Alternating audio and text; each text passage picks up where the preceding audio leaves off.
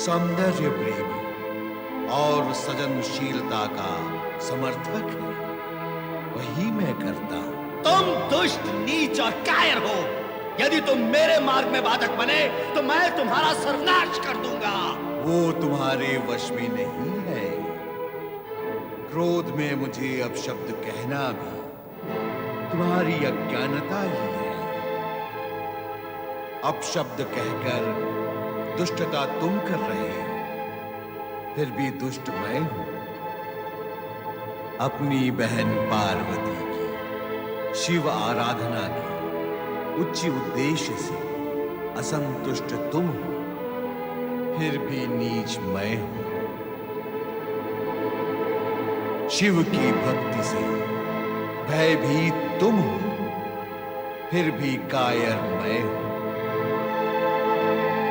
उल्टा सोचते, बोलते और करते हो, इसीलिए परिणाम भी उल्टे होते हैं।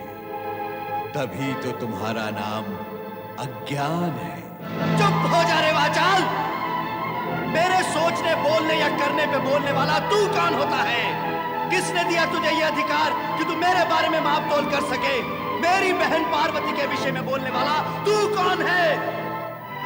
बोलता क्यों नहीं दुष्ट? मैं दुष्ट नहीं, इष्ट हूं। कहा ना, मेरा मूल स्थान तुम्हारे भीतर है, परंतु वो तब होता है जब तुम ज्ञान होते हो, जब अहंकार का तुम्हें ढककर अंधकार में ढकेल देता है। तब तुम ज्ञान नहीं रहते, अज्ञान हो जाते हो। तब मैं भी वहां नहीं रह सकता, बाहर निकल आता।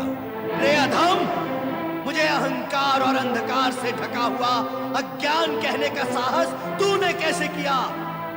जानता है, मैं जो भी कुछ सोचता, कहता और करता हूं, वही रीति और नीति संगत होता है।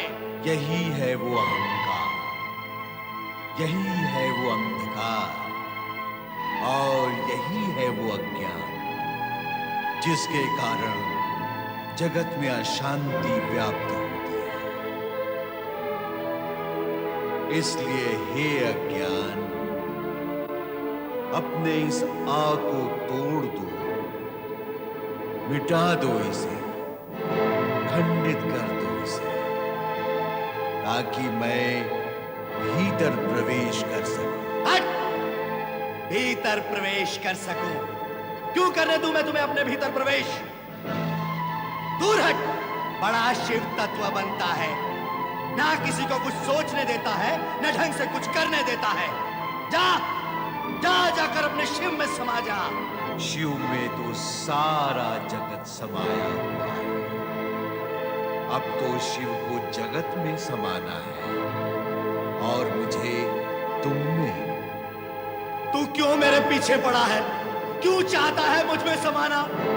तू है क्या? क्या होता है इस शिव तत्व में?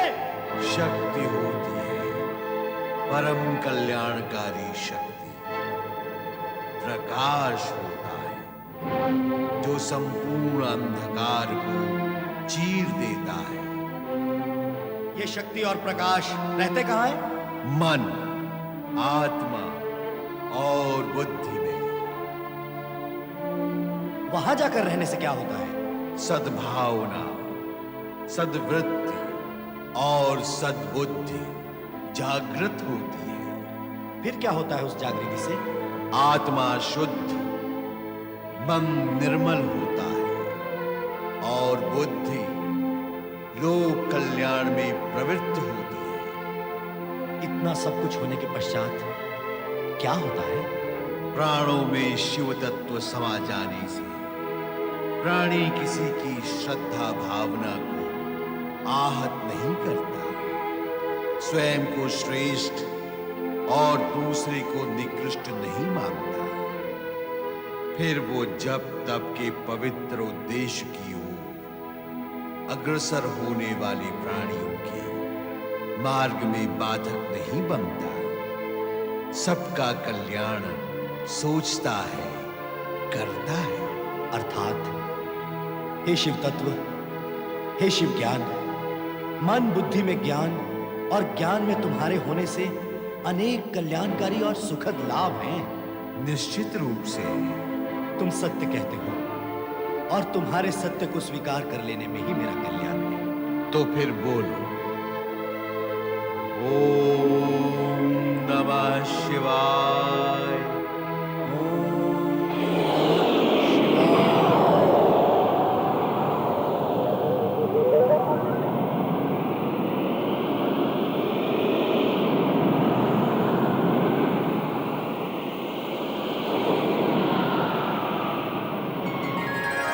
हे शिव ज्ञान,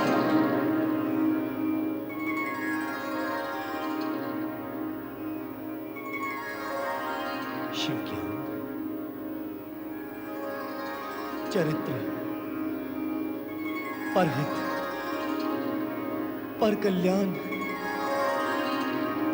जप, तप और पवित्रता की ओर अग्रसर होने वाले के मार्ग में बाधक ना बनने से शिव ज्ञान की प्राप्ति होती है। अर्थात मुझे शिव ज्ञान हो गया मुझे शिव ज्ञान। मैं मूर्ख था, निर्बुद्धि था, अब शिव ज्ञानी हो गया। हे भोलेनाथ, हे शिव शंकर, मुझे क्षमा करना।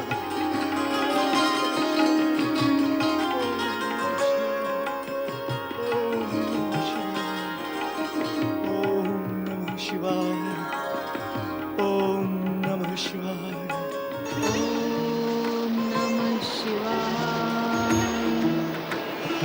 ओम नमः शिवाय, ओम नमः शिवाय,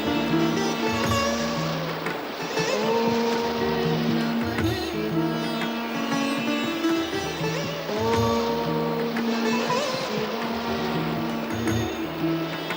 नारायण नारायण नारायण श्री नारायण नारायण नारायण। पार्वती,